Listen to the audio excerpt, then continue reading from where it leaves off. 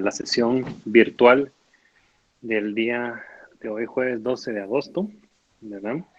El día de hoy vamos a tratar un tema que afecta pues una gran parte de la población, no solo guatemalteca, sino mundial, y que es un tema que a veces ha tenido un poquito de mala fama, porque mucha gente cuando piensa en cirrosis hepática, automáticamente piensa en cirrosis secundaria a alcoholismo, ¿verdad? Entonces, por así decirlo, le han hecho mala fama a esta enfermedad, pensar que solo el alcohol la produce o solo quienes beben grandes cantidades de alcohol por mucho tiempo son los que van a desarrollar esta enfermedad. Y como vamos a ir viendo, hay muchas otras causas, eh, incluso algunas que pareciera que no podrían dar esta patología, al final la terminan produciendo o cosas que, ¿cómo se llama? Sí pueden dar esto hasta un poquito más rápido que el alcohol. La cirrosis también es un tema difícil para los pacientes porque como no tiene cura, ¿verdad? Solo se controla. Ser muy, ¿cuál sería la palabra? Deprimente para los pacientes o crearles pues, cierto grado de angustia, ansiedad, al saber que esto pues no va a tener cura, ¿verdad? Salvo un trasplante, ¿verdad? Pero por lo general no. Entonces, sí, como el tratamiento no solo es médico, no solo es nosotros, sino también es multidisciplinario, como la gran cantidad de enfermedades, pero que sí tiene que tener ese matiz adicional de la ayuda, ¿cómo se llama? Psicológica para el paciente. Entonces, comencemos. Vamos a dejar ahora a los doctores Lemuel Guerra y Julio Alfaro a cargo de la presentación. Adelante. Bueno, buenas tardes, compañeros, doctores. Vamos a iniciar, vamos a hablar sobre la cirrosis y sus complicaciones, junto con mi compañero Julio Alfaro. Bueno, tenemos una tabla de contenidos que vamos a ir cumpliendo, en donde como número uno tenemos la definición y clasificación de cirrosis. Como número dos tenemos la fisiopatología de la cirrosis. Y como número tres, manifestaciones clínicas, diagnóstico y tratamiento eh, de las complicaciones de la cirrosis. Entonces vamos a comenzar con la definición y la clasificación. Para entender un poco la cirrosis, tenemos que ver su etimología, en donde la palabra cirrosis viene del griego cirros, que significa coloración naranja. Este término fue acuñado por el doctor René Laennec, un doctor francés que fue quien creó el estetoscopio, en donde por medio de observación directa vio la coloración de un hígado enfermo. Asimismo, tenemos el hígado, que es un órgano interno voluminoso que tiene aproximadamente 1500 gramos de peso, que corresponde a un 2.5 del peso corporal de un adulto. Se localiza en el cuadrante superior derecho, en la cavidad abdominal, que puede abarcar incluso cuadrante superior izquierdo con su lóbulo izquierdo, en donde el hígado está encerrado en una cápsula de tejido conectivo, que es conocida como cápsula de Gliso, que es y una cubierta serosa, que es el peritoneo visceral, excepto donde tiene comunicación con el diafragma y con órganos vecinos, ¿verdad? El hígado posee 4 lóbulos anatómicos. Tiene el lóbulo derecho, el lóbulo izquierdo, que están divididos por el ligamento falciforme, y el lóbulo caudado, que se encuentra posterior y superior, y el lóbulo cuadrado, que se encuentra inferior y anterior. Esos se pueden observar en cara posterior.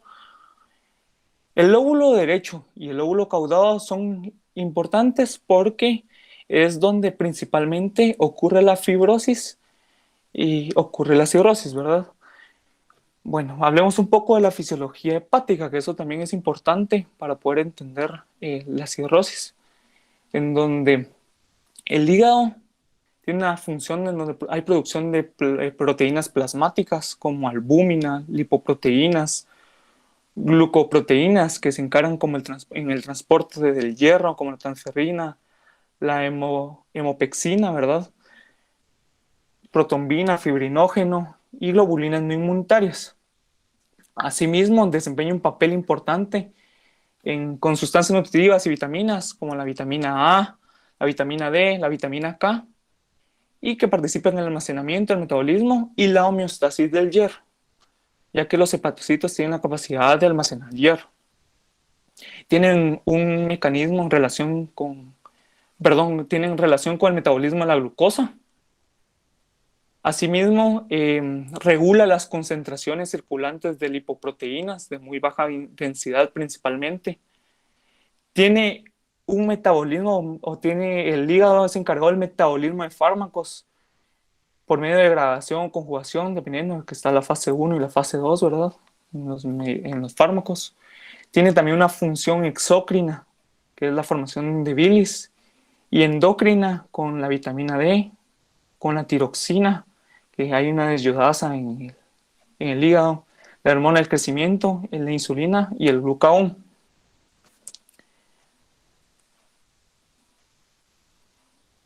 Ahora hablemos un poco de la histología del hígado, ¿verdad? Donde el hígado presenta un lobulillo hepático. El lobulillo hepático posee las tríadas portales, ¿verdad? Que en las tríadas portales se encuentra una vena porta, una arteria hepática y los conductos biliares de menor calibre. En el centro, en verdad, se ve una vena central, que esa va a la vena hepática. Esto es importante porque en el mecanismo en el que ocurre la fibrosis o el daño en el hígado es que en donde están las tríadas portales puede haber un daño alrededor de la vena central que ocurre fibrosis. Puede haber un daño en las tríadas portales o pericelular alrededor de los hepatocitos. Realmente la imagen no se logra ver muy bien, pero se ven unos espacios blanquecinos entre la vena central y las tríadas portales, que son los espacios sinusoidales, que vamos a ver más adelante porque es importante los espacios sinusoidales y los sinusoidales, perdón, y los espacios perisinusoidales o los espacios de DIS. Entonces, ¿qué es cirrosis, verdad? La cirrosis es un trastorno que se define por sus características histopatológicas y tiene muchas manifestaciones y complicaciones clínicas. Entonces, por ende, es una enfermedad compleja y su manejo también es complejo. En donde las características patológicas principales es que consiste en la aparición de fibrosis que puede producir una distorsión estructural y se forman nódulos de regeneración. Entonces, para que vayamos entendiendo, digamos, aquí coloqué una imagen donde del lado derecho se puede ver un hígado cirrótico y se pueden ver marcados como círculos que son de fibrosis o de tejido conectivo, son tabiques fibrosos, que esos tabiques normalmente en un hígado sano no se deben observar. Y en el lado derecho, sí, donde se dice el nódulo de hepatocarcinoma, ¿verdad? Que es el lóbulo derecho. Es donde hay principal afectación de fibrosis, que posteriormente se puede convertir en un hepatocarcinoma. La clasificación de la cirrosis se puede hacer dependiendo de su causa, puede ser viral, por alcohol, metabólica, pero vamos viendo una por una.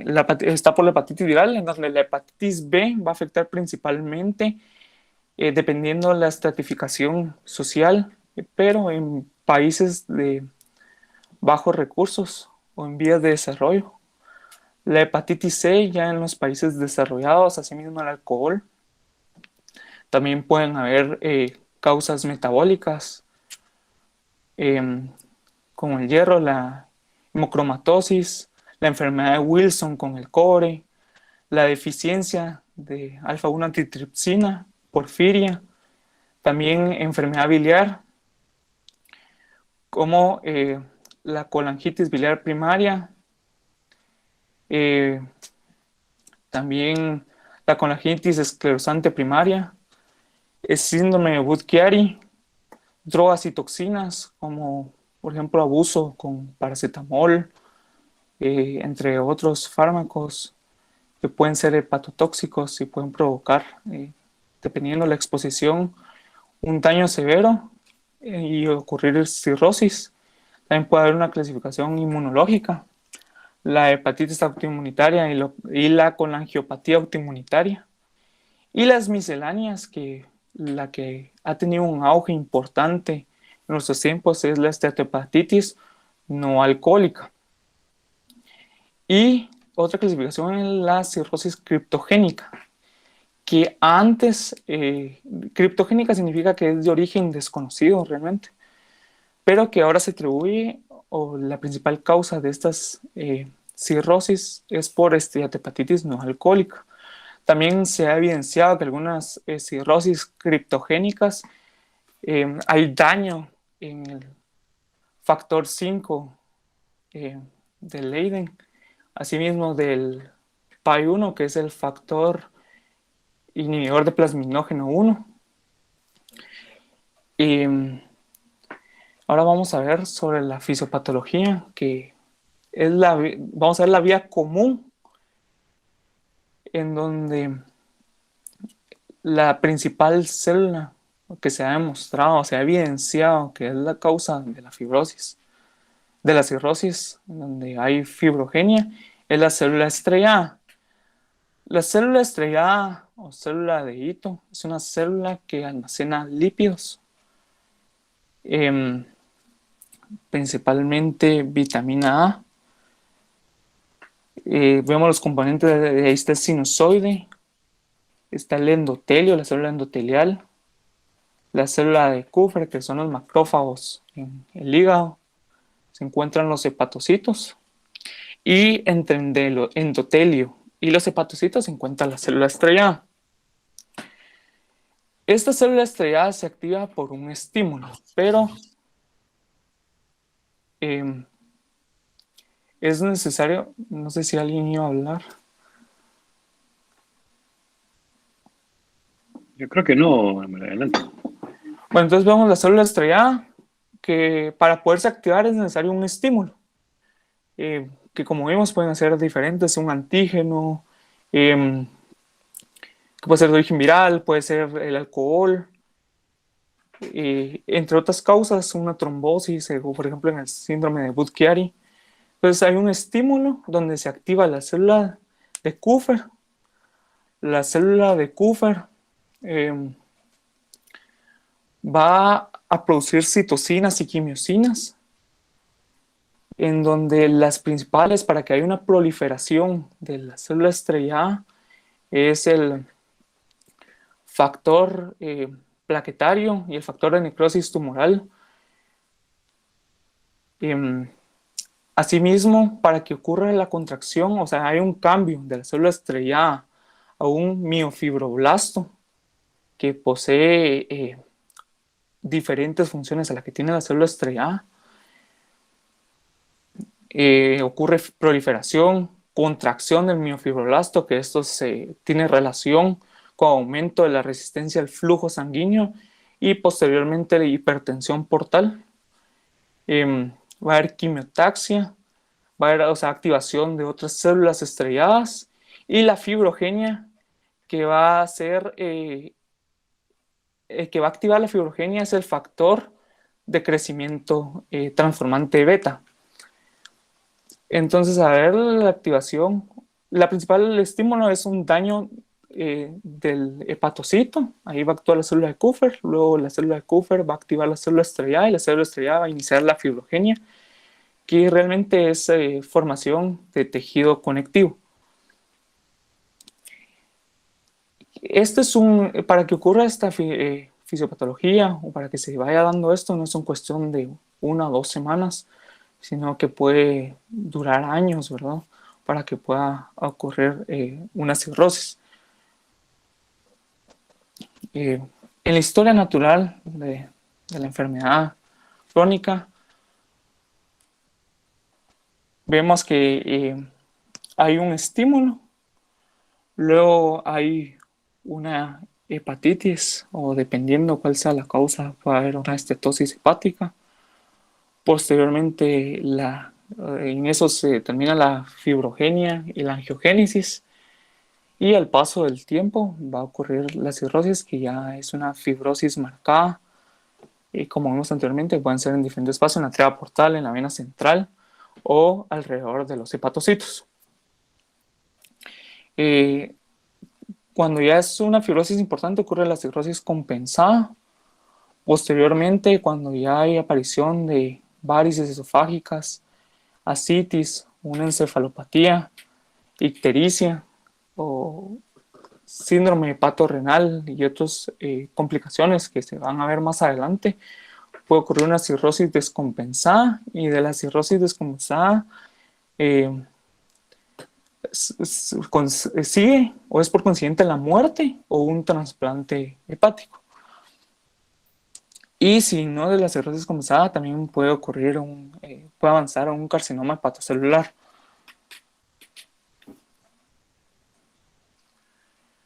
Ahora, hablando de la cirrosis, vamos a hablar de la cirrosis alcohólica. Que la cirrosis alcohólica, el estímulo es el alcohol, en donde el etanol se absorbe en el tracto intestinal. Ahí se absorbe principalmente un 90% y un 2 a 10% en pulmones y riñones. Hay tres sistemas enzimáticos en donde metaboliza el alcohol. Están los peroxisomas, está la alcohol deshidrogenasa en el citosol, y el sistema microsomal, que es por el citocromo P450. La molécula más importante de este metabolismo es el acetaldehído, cuando el alcohol, por medio del alcohol deshidrogenasa, se convierte en acetaldehído y luego es oxidado por la aldehído deshidrogenasa a acetato. Entonces, esta molécula de acetaldehído es una molécula muy reactiva que interfiere en la actividad enzimática específica, en donde parte de lo que interfiere, perdón, es la formación de microtúbulos y el tránsito de proteína hepática, y hay liberación de especies de oxígeno reactivo, que estas especies de oxígeno reactivo pueden causar daño en el hepatocito y por ende desencadenan la activación de la célula de Kupffer, y posteriormente la activación de la célula estrellada, y por este mecanismo ocurre fibrosis. Otra situación importante es que la ingestión de etanol incrementa la acumulación intracelular de triglicéridos, en donde los hepatocitos se van a ver llenos de grasa, ¿verdad? Donde también hay aumento de la captación de ácidos grasos, se reduce la oxidación de ácidos grasos libres y también una disminución de la secreción de lipoproteínas. Y por ende altera la síntesis de proteínas, la glucosilación de las mismas y su secreción. Otra cosa importante es que el consumo crónico de alcohol es el factor principal de riesgo, en donde el 20 al 50% de los casos de cirrosis hepática a nivel mundial es atribuible al alcohol, ¿verdad? El factor de riesgo es que el consumo de mayor de 30 gramos al día de alcohol o de etanol puede incrementar 11 veces el riesgo de cirrosis, y el consumo de 60 gramos al día, o sea, el doble, puede aumentar o incrementa 7 veces el riesgo en un periodo de 5 años de carcinoma hepatocelular. Y eso que tenemos que tener en cuenta, que la OMS señala un valor aproximado de 10 gramos de etanol por trago de bebida destilada, vino o cerveza, para que tengamos una idea. Y por este mecanismo es que inicia la cirrosis alcohólica. Vamos a hablar de las manifestaciones clínicas, en donde puede haber un dolor vago en el cuadrante superior derecho del abdomen. Puede haber fiebre, náusea, vómitos, diarrea, anorexia, malestar general, fatiga, hepatosplenomegalia, ictericia de la esclerótica y telangiectasias. En la imagen podemos observar un eritema palmar donde hay un centro blanquecino y alrededor se encuentra el eritema. Tanto las telangiectasias como el eritema palmar se ocurren por hiperestrogenismo, ya que hay una disfunción con las hormonas sexuales debido al daño hepático. Vamos a ver también algunas pruebas de laboratorio que son importantes para llegar al diagnóstico, donde las plaquetas pueden estar disminuidas, por ejemplo, si hay hiperesplenismo por secuestro esplénico, la bilirrubina total que puede estar aumentada, la bilirrubina directa también puede estar aumentada, los tiempos de protomina van a estar aumentados, el sodio puede estar normal o disminuido dependiendo en qué etapa se encuentre la cirrosis, etapa compensada o descompensada. La alanina aminotransferasa también está aumentada y la aspartata aminotransferasa, o sea, pueden estar aumentadas que tienen una relación 2:1 respecto a la alanina aminotransferasa.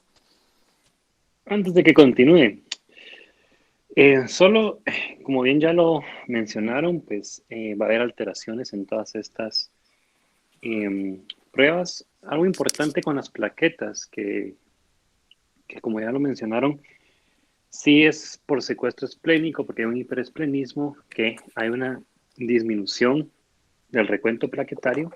Ese es el mecanismo principal, ¿verdad?, de la trombocitopenia en cirrosis. También existe otro mecanismo que es por disminución de la producción de trombopoietina, ¿verdad?, que es similar a lo que hace la eritropoietina que produce el riñón con los eritrocitos, es igual a la trombopoietina que produce el hígado con las plaquetas. Entonces, una disminución de la producción de esta molécula también, ¿cómo se llama?, produce una disminución de plaquetas. Y en cirrosis alcohólica hay un tercer mecanismo adicional que es el daño directo del alcohol a la médula ósea, pues. Entonces, aparte de todo lo demás, en alcohol existe ese mecanismo adicional que contribuye a la trombocitopenia. Entonces, si ustedes tienen un paciente con cirrosis ya diagnosticada, ¿verdad?, que tiene trombocitopenia, sepan que aunque le pasen las cantidades de plaquetas o bolsas innumerables de plaquetas, no van a tener un recuento plaquetario dentro de límites normales. Tal vez lleguen a tenerlo así, rozando el límite inferior, pero de ahí siempre van a estar bajas. Entonces, no se asusten, por así decirlo, de que porque el paciente persiste con trombocitopenia es parte de la fisiopatología de esta enfermedad. Entonces, no es como que hay que transfundirlo, ¿verdad?, a menos que esté sangrando, esté en peligro su vida, que es un tema adicional, ¿verdad? Entonces, no digan, va a estar trombocitopénico, pero ya sé que es por la cirrosis, entonces me quedo tranquilo que hace por qué es, ¿verdad? Y solo en ciertas condiciones le voy a transfundir plaquetas. Lo mismo con los tiempos de coagulación. Como ahí se producen en el hígado los factores de coagulación, todos los tiempos de coagulación van a estar prolongados, en especial el tiempo de protrombina. Entonces, a veces se ingresan pacientes con cirrosis, con el tiempo de protrombina prolongado, y ahí va la vitamina K, en dosis altas, ¿verdad? Y le dan vitamina K y le dan, y siguen sacando tiempos y siguen prolongados, y van a seguir prolongados. O sea, eso ya por la fisiopatología, así se van a quedar. O sea, no van a tener unos tiempos normales, ¿verdad? Entonces, para que lo sepan, porque es muy común ver estas terapias coadyuvantes, digamos, de transfusión de plaquetas o vitamina K o plasma, ¿verdad? Y no, realmente no van a mejorar nada, ni van a cambiar nada. Y como ya se recuerdan de la clase de medicina transfusional, todo esto tiene sus riesgos, ¿verdad? Entonces, cuando miren esto en pacientes con una cirrosis ya diagnosticada, no se asusten, ¿verdad? O sea, no es de ir a correr a poner la vitamina K, ir a correr a transfundir plaquetas, ¿verdad? Sino que ya ustedes van a saber, ok, esta es parte de la enfermedad, sí tengo que estar pendiente, definitivamente, porque tampoco es de que entonces no nos va a importar, no, o sea, hay que estar pendiente, pero no hay que hacer estas terapias que realmente no van a causar mayor beneficio. Continúa. Bueno, doctor. Em, Ahora vamos a ver el diagnóstico, ¿verdad? Como ya les había mencionado anteriormente, para que haya manifestaciones, realmente la cirrosis en muchas ocasiones, en múltiples ocasiones, es un hallazgo incidental, no porque realmente haya manifestaciones clínicas marcadas o haya alteraciones en laboratorio, sino que o hay alteraciones ya cuando está en un estadio muy avanzado. Pero realmente pueden pasar los pacientes, pueden cursar como pacientes sintomáticos hasta que hay el diagnóstico es incidental. El gol estándar para el diagnóstico de cirrosis es la biopsia hepática, en donde hay una aspiración con aguja fina de tejido hepático. Puede estar acompañado de ecografía para la toma del mismo. Y para que sea una muestra aceptable, tienen que observarse más de 10, si no estoy mal, transportales, si no me corrige, doctor Gebhardt, eh, en la muestra hepática. Así es. Y también hay otro método alternativo que no es invasivo, que también es importante, que es el FibroScan o elastografía transicional, en donde consiste en una estimación de la rigidez del tejido hepático mediante la utilización de una sonda que es similar a un ecógrafo, en donde se emite una vibración moderada de amplitud y de baja frecuencia que se transmite en el tejido, y como en la fibrosis realmente el hígado se transforma como duro, se induce la onda elástica que se propaga a través del hígado, y es por medio de la velocidad de propagación de la onda que se relaciona directamente con la rigidez del tejido, ¿verdad? Esto se mide en kilopascales. Eh, lo importante del FibroScan es que puede corresponder, o el volumen que abarca es 100 veces mayor que una biopsia hepática ideal y no es invasivo, pero no se puede determinar las características histopatológicas como en la biopsia hepática, que es el gol estándar. Eh, los límites o lo normal en el FibroScan puede ser de 5.5 con un margen de más o menos 1.6 kilopascales de velocidad, en donde es normal o muy anormal. Y de ahí, cuando hay cirrosis, está por mayor de 15 kilopascales aproximadamente. Pero el diagnóstico se basa realmente en la anamnesis, en donde se debe corroborar que el paciente está ingiriendo grandes cantidades de alcohol, ¿verdad? En este caso de cirrosis alcohólica. Hay manifestaciones clínicas, las pruebas de laboratorio, y descartar otras formas de patopatía crónica, como vamos a ver más adelante, otras dos. El tratamiento, ¿verdad? Es el plan educacional. Y también tiene que haber un buen estado nutricional, una supervisión médica a largo plazo, ¿verdad? Y tratar las complicaciones que se van a hablar más adelante. En pacientes con cirrosis alcohólica hay un valor de función discriminante o índice de Maddrey que cuando es mayor a 32, estos pacientes se pueden ver beneficiados por la administración de glucocorticoides. La administración de pentoxifilina oral, que esto disminuye el factor de necrosis tumoral y citocinas proinflamatorias, ¿verdad? Para que la activación de las células estrelladas. Asimismo, también se puede utilizar el acamprosato cálcico, que es un fármaco que disminuye la avidez por el alcohol en bebedores crónicos. Y realmente no se recomienda el uso de paracetamol o fármacos hepatotóxicos. Bueno, y aquí en esta imagen lo que quería que viéramos es que en el lado izquierdo se ve una fibrosis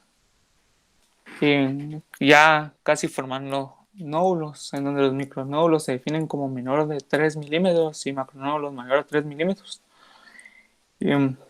Y la imagen del lado derecho, luego de que a través de un buen plan educacional en donde se debe insistir o se debe manejar el consumo de alcohol, en donde debe haber abstinencia por tiempo prolongado, realmente ya no debe beber alcohol para que ya no haya un estímulo y se pueda frenar o parar esa vía común que es de las células estrelladas para la formación de tejido conectivo y la posterior fibrosis. Entonces, esto es aproximadamente 2 años después, en donde ya el paciente dejó el alcohol y el hígado es un órgano noble que tiene la capacidad de regenerarse dependiendo el daño que exista por medio de mitosis de los hepatocitos. Bueno, vamos a pasar a la cirrosis por hepatitis B o C, que es una hepatitis viral crónica, en donde, como ya vimos hace 2 días, todo lo relacionado con la hepatitis B y C, pero que es importante saber que también va a producir en un hígado normal una hepatitis crónica, posterior cirrosis e incluso carcinoma hepatocelular en un tiempo aproximado de 10 a 30 años. El mecanismo realmente, los virus de la hepatitis B y C no son citopáticos, sino que es la lesión ser regulada por factores inmunitarios, en donde van a haber cambios hepáticos y principal aumento de la fibrosis con infiltrado inflamatorio en las zonas portales. También un genotipo que se ha evidenciado que puede presentar primero con estetosis y luego posterior cirrosis si no hay un tratamiento adecuado, en el genotipo 3 de la hepatitis C. Bueno, las manifestaciones clínicas, los signos y síntomas son similares a una cirrosis alcohólica. Debe tener una evaluación meticulosa de los laboratorios. También son importantes la prueba de ARN del virus de la hepatitis C cuantitativas y análisis del genotipo de la hepatitis C. Y como vimos hace 2 días, los estudios serológicos de la hepatitis B. Recordemos que con la hepatitis B es importante que la vacunación, ¿verdad? Que se puede evitar que un paciente pueda llegar a cirrosis. Es una medida preventiva realmente, que respecto a la hepatitis C no se cuenta. El tratamiento, como vimos hace 2 días también, en pacientes con hepatitis B crónica, en múltiples estudios se ha demostrado el efecto benéfico del tratamiento antiviral, por ejemplo con tenofovir, o el tratamiento antiviral en pacientes con hepatitis C crónica, pero el manejo de estos pacientes es más complicado debido a que, por ejemplo, el interferón pegilado y la ribavirina pueden desencadenar reacciones adversas de difícil manejo. De ahí también tenemos la cirrosis consecutiva de esteatohepatitis no alcohólica, que los factores principales para que ocurra está la epidemia de obesidad, el síndrome metabólico. Igualmente, después de la esteatohepatitis, en donde si vemos ahí los cambios, los hepatocitos llenos de grasa, de similar forma como ocurre en la cirrosis alcohólica o con el alcohol, donde hay almacenamiento de grasa en los hepatocitos. Y este daño desencadena nuevamente, pueden desencadenar apoptosis en estas células, y luego se activa la célula de Kupffer y activa la célula estrella y otra vez volvemos a la vía común por la que se desarrolla fibrosis y posterior cirrosis. Luego puede haber, luego se convierte en un proceso catabólico, ¿verdad? Donde puede haber pérdida de peso y otras situaciones. Y el tratamiento, o sea, el manejo de estos es similar al que vimos anteriormente, en donde las medidas son, la mejor medida es la prevención realmente. Por ejemplo, identificar a un paciente con síndrome metabólico, cambios en los estilos de vida, como ya hemos visto, ¿verdad? Que no solo tiene consecuencias con la cirrosis, sino también enfermedades cardiovasculares, diabetes mellitus, entre otras. Eh, Ahora los dejo con mi compañero para las complicaciones de la cirrosis. Buenas tardes, vamos a seguir con el último punto, que son las manifestaciones clínicas, diagnóstico y tratamiento de lo que son las principales complicaciones de la cirrosis. Hay que tener en cuenta que la evolución clínica de los pacientes con una cirrosis avanzada a menudo se complica por el número de secuelas importantes que están relacionadas con esta enfermedad. Esto sin importar cuál sea la causa fundamental de la hepatopatía.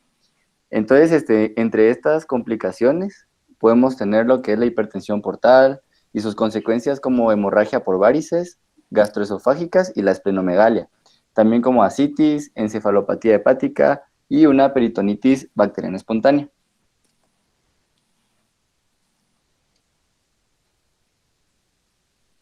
Entonces, vamos a comenzar con lo que es la hipertensión portal. Esta se define como la elevación del gradiente de presión venosa hepática a más de 5 milímetros de mercurio. Es causada por una combinación de dos procesos hemodinámicos que ocurren en una forma simultánea. El primero de estos es un aumento en la resistencia intrahepática al paso del flujo sanguíneo a través del hígado. Esto puede darse como que tiene como consecuencia de cirrosis y nódulos regenerativos. Y el segundo proceso sería un incremento del flujo sanguíneo esplácnico, que es consecutivo a vasodilatación en el lecho vascular esplácnico.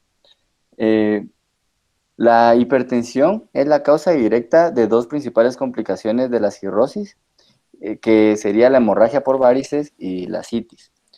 Esta hemorragia por varices hay que tenerla en cuenta porque puede ser letal, ya que tiene una mortalidad de 20 a 30% asociada a cada episodio hemorrágico. Otra cosa que es importante mencionar es que la vena porta normalmente recibe sangre de casi todo el aparato digestivo. Entonces, la causa de hipertensión portal suele clasificarse como prehepática, intrahepática y poshepática. Las causas prehepáticas son las que afectan al sistema venoso portal antes de que se entre en el hígado, como por ejemplo la trombosis de la vena porta, una trombosis de la vena esplénica. Ahora, las causas poshepáticas son las que afectan las venas hepáticas y el drenaje venoso del corazón, lo que incluye el síndrome de Budd-Chiari, flebopatía obstructiva y la congestión cardíaca crónica del lado derecho. Ahora, las causas intrahepáticas, estas son representadas por las principales formas de ascitis, pero esta también tiene una subdivisión que se divide en presinusoidales, sinusoidales y postsinusoidales. Estas últimas son las que comprenden las enfermedades venoclusivas. Las presinusoidales son como por ejemplo en la fibrosis hepática congénita, y las causas sinusoidales ya están relacionadas con la cirrosis por diferentes causas. Entonces, concluimos que la cirrosis es la causa más frecuente de hipertensión portal. Hay diferentes trastornos de coagulación que pueden causar trombosis de la vena porta, como por ejemplo la policitemia verdadera, trombocitosis idiopática, una deficiencia en proteína C, proteína S y antitrombina 3, también el factor 5 de Leydig. Entonces vamos a continuar con lo que son las manifestaciones clínicas. Entonces, las tres principales complicaciones, es en la anterior todavía. Perdón. Las tres principales complicaciones de esta hipertensión portal son las varices gastroesofágicas con hemorragia, ascitis e hiperesplenismo. Estos pacientes pueden presentar una hemorragia de la porción superior del tubo digestivo. También puede haber ascitis con edema periférico o esplenomegalia y plaquetopenia con leucopenia concomitantes. Vamos a hablar un poco de las manifestaciones clínicas, en específico de las varices esofágicas, que estas ya se han vuelto casi comunes en la detección por endoscopía en los pacientes cirróticos. Y se ha demostrado que casi un 33% de estos pacientes se le confirma la presencia de varices. Algunos factores que anticipan el riesgo de la hemorragia puede ser la intensidad de la cirrosis, según la clase de Child. También el punto máximo de la presión en cuña de la vena hepática, el tamaño y la ubicación de la varice y algunos estigmas que ya son endoscópicos, como por ejemplo el signo rojo cardenal, manchas hematoquísticas, eritema difuso, color azuloso, manchas rojo cereza o blancas en pezón. Ahora, para el diagnóstico, en los cirróticos, la aparición de hipertensión portal suele manifestarse sobre todo por una trombocitopenia, la presentación de esplenomegalia o el surgimiento de ascitis. Entonces, en los pacientes que no diagnosticamos alguna de estas manifestaciones, se les puede dar otra valoración adicional por medio de tomografía computarizada o una resonancia magnética abdominal. Esto porque ayuda a demostrar que puede haber un hígado nodular. Si es necesario, se puede realizar también lo que es la radiología intervencionista. Esto para determinar las presiones en cuña y libre de la vena hepática, lo que permitirá el cálculo del gradiente de presión en cuña a presión libre, el cual es equivalente a la presión portal. El tratamiento principalmente de la hemorragia por varices se divide en dos categorías, lo que es la profilaxis primaria y lo que es la prevención de la recidiva en la hemorragia. Para la profilaxis primaria se necesita antes una detección sistemática por medio de endoscopía. Una vez que ya se identificaron las varices, entonces ya se puede efectuar esta profilaxis con la administración de antagonistas beta-adrenérgicos no selectivos o por medio de lo que es la ligadura de las varices con bandas elásticas. Varios estudios han demostrado que el grado de reducción de la presión portal es una característica significativa para determinar el éxito del tratamiento. Lo que es la ligadura endoscópica de las varices también ha alcanzado un nivel de éxito y comodidad entre la mayoría de los gastroenterólogos que atienden a los pacientes con estas complicaciones. Ahora, la segunda parte del tratamiento era lo que era la prevención. Entonces, esta prevención suele lograrse con la ligadura de las varices con banda elástica en forma repetida hasta que se obliteren las varices. Ahora sí, siguiente, por favor. Solo para complementarte con una cosa de la hipertensión portal con respecto a las varices esofágicas, es que digamos el gradiente de presión o la presión es normal es de 2 a 5 milímetros de mercurio. Mayor a 10 inician las varices, pero aún no son sangrantes, de 10 milímetros de mercurio, y mayor a 12 milímetros de mercurio es cuando ya las varices hay una hemorragia gastrointestinal superior. Vamos a continuar entonces con lo que es la esplenomegalia y el hiperesplenismo. Entonces, la esplenomegalia congestiva es frecuente en estos pacientes con hipertensión portal. Las manifestaciones clínicas incluyen la esplenomegalia como tal, que se puede observar en la exploración física, y la aparición de trombocitopenia y leucopenia en los cirróticos. Algunos enfermos, además, van a tener un dolor abdominal en el cuadrante superior izquierdo o en el lado izquierdo a causa de la esplenomegalia con una ingurgitación del vaso. Ahora, el hiperesplenismo es una manifestación frecuente en los cirróticos y se caracteriza porque suele ser el primer signo de una hipertensión portal. Siguiente, por favor. Vamos a continuar con la ascitis, que se define como una acumulación de líquido en la cavidad peritoneal. Para su patogenia, entonces, vamos a utilizar la imagen que está ahí, que se observa un poco, que la cirrosis va a dar principalmente dos procesos, que sería la hipertensión portal y una vasodilatación esplácnica. Esto va a producir que aumente la presión esplácnica con lo que va a dar una formación de linfa. Entonces acá se puede dar la formación de la ascitis. Y también esta misma vasodilatación esplácnica va a dar un llenado arterial insuficiente, lo que va a activar a vasoconstrictores y factores antinatriuréticos. Esto lo que nos va a producir es que tengamos mayor retención de sodio y esto una expansión del volumen plasmático. Entonces aquí vamos a llegar a lo que sería la formación de la ascitis. Las manifestaciones clínicas, en general los pacientes advierten un incremento del perímetro abdominal que a menudo se acompaña de la aparición de un edema periférico. Los pacientes por lo general tienen un mínimo de 1 a 2 litros de líquido en el abdomen antes de que se percate que tiene este aumento del perímetro abdominal. Si el líquido acítico es masivo, se puede alterar lo que es la función respiratoria, entonces también pueden referir disnea. Los pacientes que tienen una ascitis masiva a menudo están desnutridos y pueden presentar emaciación muscular y fatiga y debilidad excesiva. El diagnóstico se establece por medio de la exploración física y a menudo se complementa con estudios de imágenes abdominales.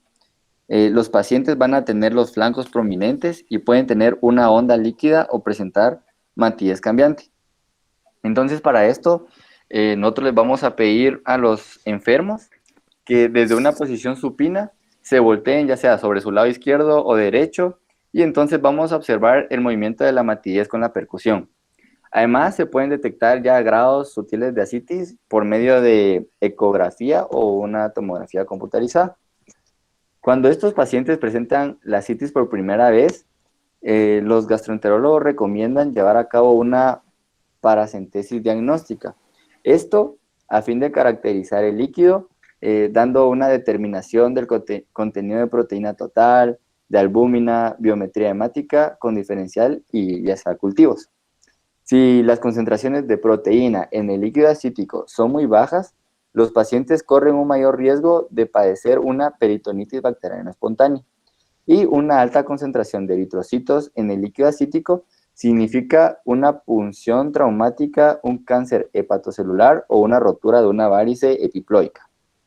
Para el tratamiento, los pacientes con pequeños volúmenes de ascitis por lo general pueden tratarse solo con una restricción de sodio en la dieta. Una recomendación sencilla radica en consumir alimentos frescos o congelados, evitar alimentos que estén enlatados o lleven mucho proceso, que por lo general se conservan con sodio. Entonces, cuando hay una cantidad moderada de ascitis, ya también se pueden evitar lo que son los diuréticos. Para esto, lo habitual es iniciar con espironolactona en dosis de 100 a 200 mg día en una sola toma y se puede añadir lo que es la furosemida en dosis de 40 a 80 miligramos por día, sobre todo cuando ya podemos observar lo que es un edema periférico. Algo que hay que tener en cuenta es que el pronóstico en los cirróticos con ascitis es muy desfavorable, ya que hay estudios que han demostrado que menos del 50% de los pacientes sobrevive 2 años después de iniciada la ascitis. Siguiente, por favor. Vamos a continuar con lo que es la peritonitis bacteriana espontánea. Esta es una complicación frecuente y grave de la ascitis que se caracteriza por infección espontánea del líquido acítico sin un origen intraabdominal. Entonces, vamos a observar una translocación bacteriana, que es el supuesto mecanismo del desarrollo de esta peritonitis bacteriana espontánea.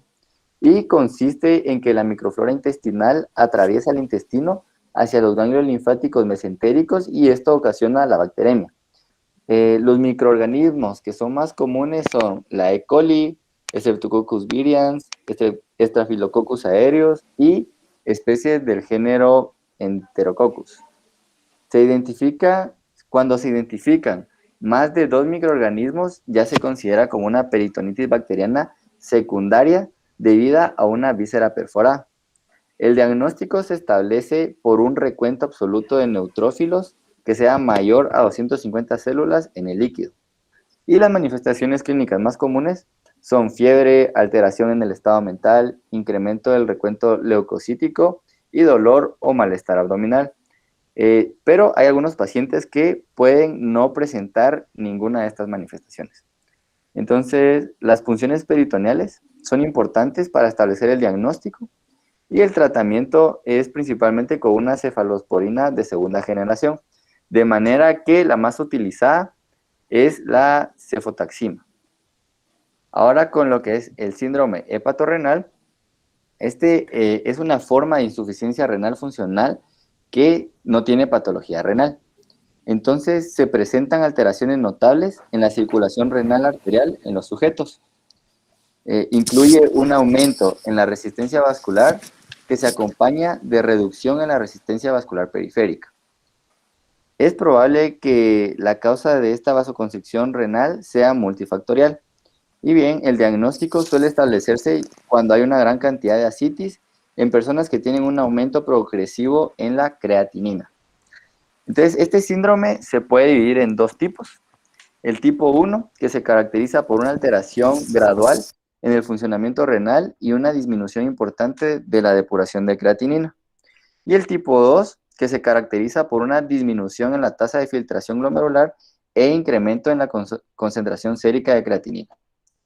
En la actualidad, estos pacientes se tratan principalmente con midodrina, que es un agonista alfa, y el mejor tratamiento es el mejor tratamiento que se considera es el trasplante hepático. Siguiente, por favor. Vamos a seguir con lo que es la encefalopatía hepática. Esta es una complicación que ya es grave de una hepatopatía crónica y se define por una alteración en el estado mental y en el funcionamiento cognitivo que se presenta en pacientes principalmente con una insuficiencia hepática, pero esta encefalopatía ya es un requisito para el diagnóstico de una insuficiencia que ya es fulminante. Entonces, vamos a ver que las neurotoxinas derivadas del intestino, que no son eliminadas por el hígado debido a los cortocircuitos vasculares que hay por la patogenia, y la disminución en la masa hepática, pueden llegar al encéfalo y esto es lo que ocasiona los síntomas que se conoce como encefalopatía hepática.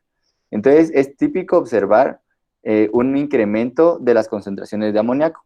Sin embargo, para la mayoría de los hepatólogos, para establecer el diagnóstico no se basa en estas concentraciones de amoníaco.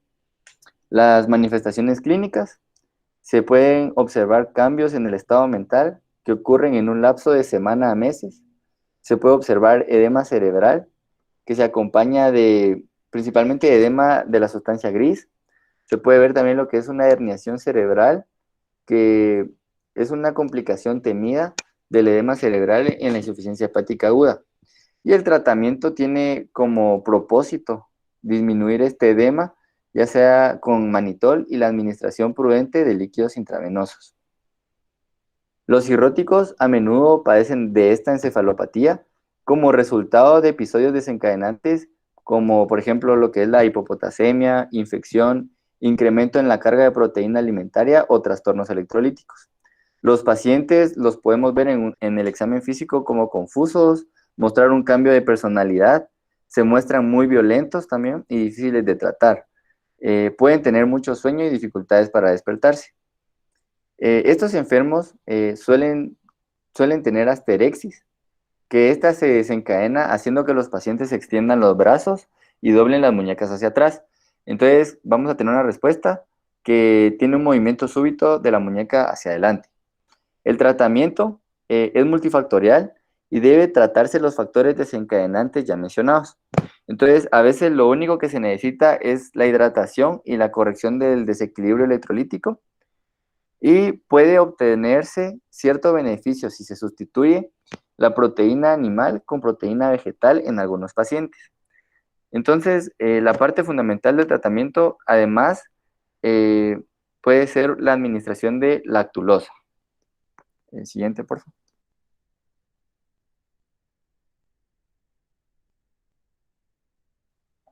Entonces vamos a continuar con lo que es la desnutrición en la cirrosis. Esto no nos debe sorprender que pacientes con hepatopatía avanzada pueden llegar a presentar una desnutrición, porque cuando los enfermos tienen cirrosis, estos son más catabólicos y se metaboliza la proteína muscular. Entonces existen múltiples factores que pueden contribuir a esta desnutrición, como por ejemplo el consumo deficiente de alimentos, alteraciones en la absorción intestinal de nutrientes y los trastornos en el metabolismo de las proteínas. Los complementos alimenticios pueden ayudar a mejorar este catabolismo. Ahora con las anomalías en la coagulación, podemos observar que una coagulopatía se presenta en casi todos los cirróticos, debido a que disminuye la síntesis de los factores de la coagulación y se altera la depuración de anticoagulantes. Entonces, es posible que ocurra una trombocitopenia por el hiperesplenismo consecutivo a lo que ya habíamos mencionado de la hipertensión portal. Y es más común que disminuya también la síntesis de los factores de coagulación dependientes de la vitamina K, debido a una disminución de la masa hepática, y en estas circunstancias la administración de vitamina K por vía parenteral no mejora los factores de la coagulación ni el tiempo de protrombina. También tenemos lo que es la osteopatía en la cirrosis. Vamos a ver que varios pacientes pueden llegar con una osteoporosis, sobre todo pacientes con hepatopatía colestásica crónica, debido a la absorción deficiente de vitamina D y a una disminución en la ingesta de calcio. Entonces, vamos a ver que la tasa de resorción ósea sobrepasa la deformación de hueso nuevo, produciendo esta pérdida de hueso. El tratamiento consiste en administrar bifosfonatos, que son eficaces para la osteoporosis y para inhibir la resorción ósea. Y por último, vamos a ver lo que son las anomalías hematológicas en la cirrosis, que existen múltiples manifestaciones hematológicas, incluida la anemia. Entonces, esto puede tener diferentes causas, como por ejemplo lo que es el hiperesplenismo, la hemólisis, deficiencia de hierro y tal vez deficiencia de folato por la misma desnutrición. La macrocitosis es una anomalía frecuente en la morfología eritrocítica que se observa en pacientes con una hepatopatía crónica. Y también puede observarse lo que es una neutropenia como resultado del hiperesplenismo. Siguiente, por favor. Ahora vamos a hablar un poco de lo que es la escala de Child-Pugh. Esta es un sistema de estadificación usado para evaluar el pronóstico de una enfermedad hepática crónica. Pero antes era usada principalmente para categorizar la cirrosis, aunque ahora se usa para predecir la probable mortalidad asociada a la cirugía y también para determinar el pronóstico, así como la necesidad de un trasplante de hígado. Entonces, esta escala emplea 5 criterios clínicos de la enfermedad hepática, que cada criterio es medido de 1 a 3 puntos, siendo el número 3 el que indica un daño más severo. Entonces, entre estos 5 criterios tenemos lo que es la bilirrubina total, la albúmina sérica, el INR, tiempo de protrombina, la citis y la encefalopatía hepática. Siguiente, por favor. Entonces, el daño hepático crónico, que ya es secundario a cirrosis o a otra enfermedad hepática, se clasifica en las clases A, B o C, dependiendo de la cantidad de puntos que se puede llegar en la escala, ¿verdad? Entonces, los puntos, la clase A tiene de 5 a 6 puntos, lo que da una supervivencia al cabo de un año del 100% y al cabo de 2 años del 85%. La clase B, que es una sumatoria de 7 a 9 puntos, da una supervivencia al cabo de un año de 81% y de 2 años al 57%. Y la clase C, que serían los más graves, de 10 a 15 puntos, vamos a tener una supervivencia al año de 45% y de 2 años del 35%. Siguiente, por favor. Ahí están nuestras referencias bibliográficas y eso sería todo. Gracias por su atención. Muchas gracias, Lemuel y Julio. Realmente fue una clase muy completa, ¿verdad? Bien realizada, bien discutida, todas las complicaciones sin saturar las diapositivas, que estuvo muy bien realizada, ¿verdad? Y obviamente, como en todos los temas, cada complicación podría meritar una clase por sí sola, pero creo que el resumen que les dieron sus dos compañeros estuvo muy bien realizado, muy al grano, ¿verdad? Que son complicaciones que vemos todos los días, tal vez más en los servicios de hombres que de mujeres, pero ascitis, encefalopatía hepática, trastornos plaquetarios, tiempos prolongados, todo eso lo vemos todos los días, ¿verdad? Entonces, sí es bueno tener conocimiento de esto, saber qué esperar, saber cómo poder ayudar al paciente. Realmente cirrosis hepática, el mejor tratamiento sería evitarla, ¿verdad? Evitarla a toda costa, dar un buen plan ocasional desde el inicio a los pacientes que consumen alcohol, ¿verdad? De las consecuencias que un consumo prolongado y elevado puede tener. Recuérdense que hay una fórmula para calcular la cantidad de gramos de alcohol consumidos al día, y si en un paciente masculino es mayor de 60 gramos y en uno femenino mayor de 50 gramos al día, es riesgo para desarrollar una hepatopatía secundaria al alcohol, ¿verdad? También recuerden que la cirrosis no es que se desarrolle de un día para otro o en un año, ¿verdad? La cirrosis puede tardar 10, 15, 20 años en desarrollar y por lo mismo que no da síntomas al inicio, cuando el hígado está empezando a sufrir lesión, es que el paciente no se da cuenta. Y recuerden que nosotros en el país no tenemos una cultura preventiva en medicina, somos más reactivos, ¿verdad? O sea, reaccionamos a cuando ya estamos fregados, a cuando ya se está la enfermedad florida encima y no antes, ¿verdad? Aquí lo ideal sería que los pacientes tengan su chequeo, su tamizaje anual de varias cosas y de esa manera poder, ¿cómo se llama?, detectar estas situaciones antes de que se den y poder evitar llegar a una cirrosis, ¿verdad? Porque como ya lo mencionaron, por la fisiopatología, como es una fibrosis, eso ya es irreversible. Y realmente al final, trasplante hepático sería la solución, que tampoco es que lo hagamos todos los días. Recién hasta este año se logró el primer trasplante hepático en Guatemala, ¿verdad? Entonces nos falta mucho todavía para eso, ¿verdad? El hígado es un órgano agradecido, muchachos. El hígado es un órgano agradecido. Si no estoy mal, creo que con 10% de hígado funcionando uno puede lograr vivir. Por eso es que cuando uno dona, cuando se dona hígado para trasplante, ¿cómo se llama? Sí, hay que tener sus precauciones, pero se puede donar una buena parte y aún así no tener ningún problema, porque es un órgano muy agradecido. Aguanta. El hígado aguanta, pero hay un momento en que obviamente, como todo, puede sobrepasar su límite y empezar a dar estos problemas. Una otra cosa es que, como mencionaron del fibroscan, que lo mencionaron muy bien, y cómo es la interpretación, sí, en el Hospital Roosevelt se hace fibroscan, ¿verdad? No tan rutinario, porque ya como lo bien lo mencionaron, con las manifestaciones clínicas, con la anamnesis, con todos los demás pruebas, podemos llegar a un diagnóstico de cirrosis, incluso un ultrasonido, que es como lo más común. Se hace fibroscan, aunque usualmente se reserva para casos de cirrosis de causas menos comunes que alcohol, por ejemplo, causas autoinmunes, por ejemplo, o metabólicas. Ahí es donde se utiliza el fibroscan con mayor frecuencia, aunque se puede utilizar en cualquier cosa. ¿Por qué? Biopsia hepática, si bien es el gol estándar, no es que podamos hacer biopsia hepática tampoco a todos los pacientes. Recuérdense que son procedimientos invasivos.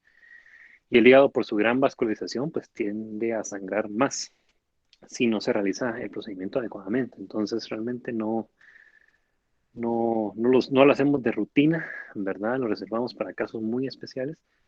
Entonces, el fibroscan nos puede ayudar. Pero, como bien lo mencionaron, el gol estándar a nivel mundial sigue siendo la biopsia, ¿verdad? Sigue siendo la biopsia, ver esa muestra y ver ya el grado de fibrosis que hay en los hepatocitos.